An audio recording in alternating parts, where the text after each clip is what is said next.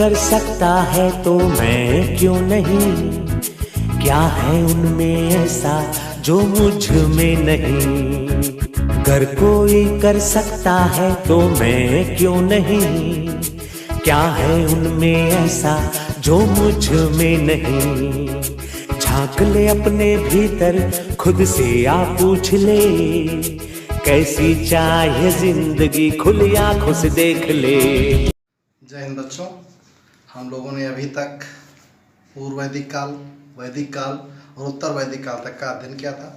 हमने देखा था किस प्रकार उत्तर वैदिक काल आते आते धर्म में कुरीतियों का व्यापन होने लगा या कुरीतियाँ व्याप्त हो गईं, और उसके कारण आगे नए दो धर्मों का जन्म हुआ। उनके बारे में हम आगे बात करेंगे।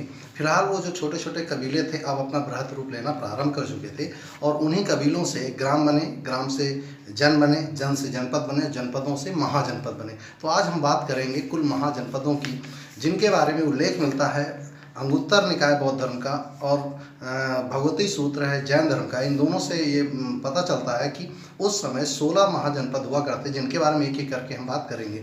1600 BC के आसपास मैंने कहा था लोहे का आविष्कार हुआ। लोहे के आविष्कार के साथ ही एकदम अचानक क्रांति हुई, और क्रांति के कारण लोगों की इकॉनमी डेवलप हुई। इकॉनमी डेवलप होती तो मैंने आपसे कहा था ग्रामीण सत्ता नगरीय सत्ता जन्म देती, और इसी कारण छोटे छोटे कबीले अब बड़े बड़े जनपद और बड़े बड़े जनपद महाजनपदों के रूप में बनकर तैयार हो गए। और इनके बारे में ध्यान रखेंगे, कुल जो 16 महाजनपद हैं उनमें से 10 महाजनपद ऐसे हैं जो गणतंत्र पर आधारित थे, और 6 ऐसे हैं जो कि राजतंत्र पर आधारित हैं। गणतंत्र का अभिप्राय होता है जिस पर कोई भी जन्म से या वंशानुगत रूप से उसका कोई प्रधान नहीं होता, और राजतंत्र का अभिप्राय होता है कि राजा का पुत्र राजा ही होगा।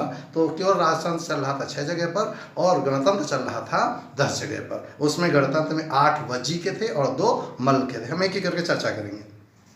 कोसल और अवंती और पांचाल ये ऐसे महाजनपद हैं जिनकी 2-2 राजधानियां मिलेंगी। कुरु प्रारंभ में तो राजतंत्रात्मक था, लेकिन बाद में गणतंत्र हुआ। और कुरु व अश्मक को, कुरु और अश्मक 2 ऐसे महाजनपद हैं जिनको इक्ष्वाकुवंशी कहा जाता है, जिसमें राजा राम के बारे में हम अध्ययन करेंगे। इसी प्रकार उत्तर प्रदेश से कुल मिलाकर 8 और बिहार से 3, इस प्रकार 2 भारत से बाहर के, ध्यान रखिएगा 2 ऐसे हैं गांधार और कंबोज, जो कि भारत में न होकर पाकिस्तानी क्षेत्र में, रावलपिंडी के क्षेत्रों में मिलते हैं। दक्षिण भारत में एकमात्र महाजनपद है जिसमें अश्मक कहेंगे, और बाकी जितने हैं वो एक राजस्थान में है, एक MP में है, और बाकी सारे उत्तर प्रदेश और सिंध के प्रांतों में पाए जाएंगे, जिनके बारे में एक एक करके हम अध्ययन करना प्रारंभ करके सारे महाजनपदों को लेकर चलेंगे। सबसे पहला जनपद महाजनपद है अंग। अंग की राजधानी उस समय हुआ करती थी चंपा। आप रट सकते हैं, चंपा को अंग लगाया, आराम से आप रट जाएंगे। चंपा वहाँ की राजधानी हो करती थी, और ये क्षेत्र है कहाँ, भागलपुर मुंगेर के आसपास के क्षेत्र को हम अंग कहते थे। और ध्यान रखिएगा पूर्व का ये सबसे प्रमुख महाजनपद है पूर्वी राज्यों का, और यहाँ का शासक हुआ करता था ब्रह्मदत्त। दूसरा राज्य मगध। मगध क्या बात है, पूरा गुप्त वंश हम इसमें पढ़ेंगे कि किस प्रकार मगध का उद्भव हुआ, चाणक्य ने क्या रचनाएं रची। आगे टॉपिक ही यही है कि कैसे कैसे गुप्त वंश, बड़ा इंटरेस्टिंग होगा। तो यहाँ मगध की राजधानी थी 2, एक थी गिरिब्रज और एक थी राजगृह। 2 राजधानियाँ थी किसकी, मगध की। ये वर्तमान में पटना और शाहाबाद के क्षेत्रफल आसपास के क्षेत्र का, जो कि बाद में उत्तर भारत का प्रमुख राजनीतिक केंद्र बना। काशी अगली है। काशी आप अच्छे जानते हैं, पड़ोस में वाराणसी है, और आज आप जानते हो काशी में भदोही एक जगह पड़ती है। वो वहाँ की कालीन आज भी विश्व प्रसिद्ध, लेकिन उस समय वहाँ का सूती वस्त्र और घोड़े के लिए प्रसिद्ध था। कौन सा, काशी। इसके बाद आता है कौशल। रह रहे हैं हम यहाँ पर। कौशल की राजधानी थी श्रावस्ती और साकेत। आप अच्छे जानते हैं कौशल कौन सा क्षेत्र, राजा राम का क्षेत्र था, जिसे हम कहा करते थे फैजाबाद के आसपास का क्षेत्र। यहाँ का शासक था प्रसेनजित, जो कि सरयू नदी के किनारे अपना शासन चलाता था। इसके बाद है चेदी, जो शक्ति मुक्ति और सौत्यवती, ये 2 महाभारत काल में इसका उल्लेख मिलता है। गंगा और नर्मदा के बीच, सोचे कहाँ गंगा और कहाँ नर्मदा, यानी विंध्याचल श्रेणी से ऊपर के भागों को हम लोग चेदी, और उधर गंगा से तराई भागों को अगर हम बीच के हिस्से को ले तो इसे हम चेदी वंश कहते हैं। आपने सुना होगा भगवान कृष्ण ने एक शिशुनाग का वध किया था अपने सुदर्शन से। वो शिशुनाग का ही यहाँ का कौन था, शासक हुआ करता था। महाभारत काल में इसका बहुत सारा उल्लेख मिलता है। इसके बाद है वत्स। वत्स राजधानी अपना ठीक पड़ोसी है कौशाम्बी, जो कि प्रयाग क्षेत्र में आता है। यहाँ का विष्णु पुराण में इसके बारे में बहुत बृहत मात्रा में उल्लेख मिलता है। यहाँ का शासक था उदयन। अभी आएंगे उदयन के बारे में, आप देखेंगे बिंबिसार उदयन के बारे में। ये उज्जैन व्यापार का सबसे बड़ा केंद्र हुआ करता था उस समय कौशाम्बी। और महाकवि नाटककार भास हैं, उन्होंने स्वप्नवास दत्त जो रचना लिखी थी वो कौशाम्बी को ही आधार बनाकर अपनी रचना लिखी थी। अगला आता है कुरु। मैंने आपको पढ़ाया था एक सुदास और 10 जनपदों के बीच एक युद्ध हुआ था, दासराग युद्ध। दासराग युद्ध के बाद सुदास और 10 जनपद दोनों मिल गए थे और एक नया वंश बनाया था, हमने कहा था वो था कुरु। और कुरु का जो क्षेत्र है वो इंद्रप्रस्थ से यानी दिल्ली के आसपास के क्षेत्रों को कहा जाता है। कुरु की राजधानी क्या थी? इंद्रप्रस्थ थी। और वहाँ का आज का वर्तमान समय में ये दिल्ली के आसपास का क्षेत्र है। ध्यान रखिएगा, महाभारत काल में हस्तिनापुर इसी क्षेत्र में आता था। अभी हस्तिनापुर देखेंगे, हस्तिनापुर के पांडव और पांचाल की द्रौपदी के साथ विवाह करेंगे, उसके बारे में हम एक एक करके अध्ययन करेंगे। पांचाल जो थी इसकी राजधानी थी अहिछत्र। वर्तमान में फर्रुखाबाद के आसपास के क्षेत्र को काम्पिल कहा जाता है, काम्पिल मुल्क के नाम से। तो काम्पिल के आसपास क्षेत्र को उस समय पांचाल कहा जाता था। द्रौपदी जो थी वो यहीं की थी और इस क्षेत्र को रुहेलखंड नाम से जाना जाता था। ध्यान रखेंगे, जिसे आज आप कन्नौज कहते हैं, वास्तव में इसका नाम था कान्यकुब्ज। कान्यकुब्ज का नाम बाद को बदलकर कन्नौज हुआ, जो कि वर्तमान में रुहेलखंड के आसपास, आप जानते होंगे रुहेलखंड विश्वविद्यालय कहाँ है? बरेली में। तो उस पूरे क्षेत्र को हम लोग पांचाल कहा करते। इससे बाद आता है मत्स्य।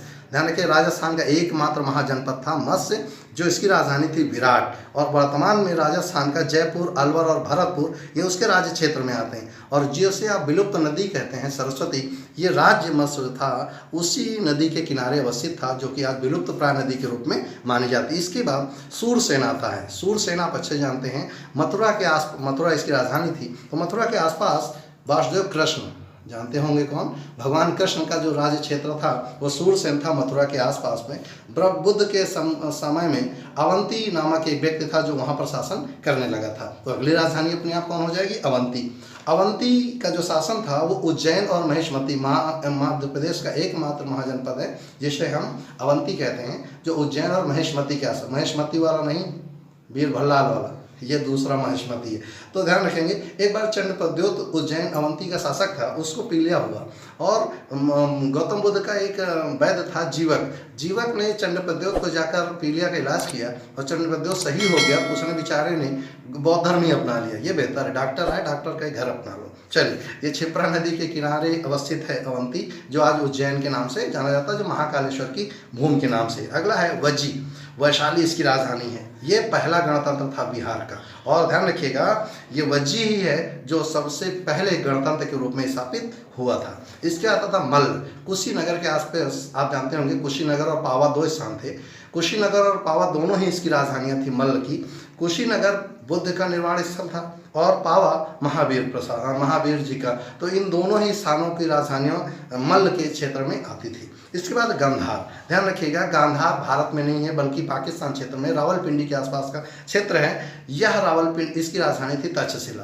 कहना ही क्या, तक्षशिला उस समय का सबसे बड़ा विश्वविद्यालय था और उसका सबसे बड़ा जो प्रोफेसर था वो कौन था? चाणक्य था, जिसने ही पूरी पृथ्वी का इतिहास बदल दिया। भारत क्यों कहा जाए, आज चाणक्य को हम आदर्श गुरु के रूप में मानते हैं। अगला है कंबोज। हाटकपुर और राजपुर के आसपास का क्षेत्र है जहाँ के घोड़े बहुत प्रसिद्ध हुआ करते थे।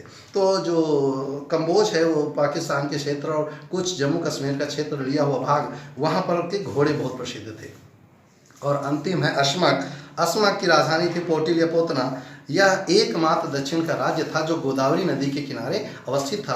और इस प्रकार ये 16 महाजनपद होते हैं हमारे विषयगत। अब ध्यान रखें, इन 16 महाजनपदों को तैयार करने के लिए उत्तर प्रदेश में कौन कौन से महाजनपद हैं उनका मैंने कोड बनाया, आपको नोट्स में मिल जाएगा। तो ध्यान रखिएगा, वत्स 5 लोग जाओ, सुरों की चांदी लेकर काका मल्ल को सौंप करो, यानी कि सौंपा करो।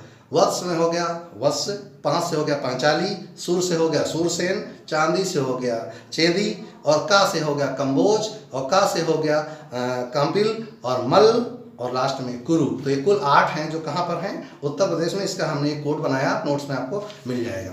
महाजनपदों के बाद इन महाजनपदों में जो सबसे महत्वपूर्ण महाजनपद है मगध, जिसके बारे में हम अगले टॉपिक में बिगिन करेंगे। फिलहाल अभी हम 2 धर्मों के बारे में बात करेंगे, एक बौद्ध धर्म, एक जैन धर्म। अगला टॉपिक हमारे लोगों का यही होगा। मन लगा के नोट्स तैयार करते रहिएगा। नेक्स्ट टॉपिक में मिलते हैं। फिलहाल के लिए जय हिंद।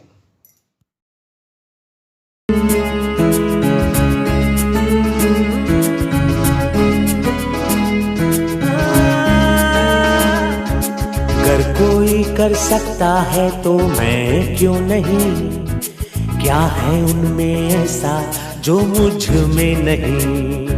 अगर कोई कर सकता है तो मैं क्यों नहीं, क्या है उनमें ऐसा जो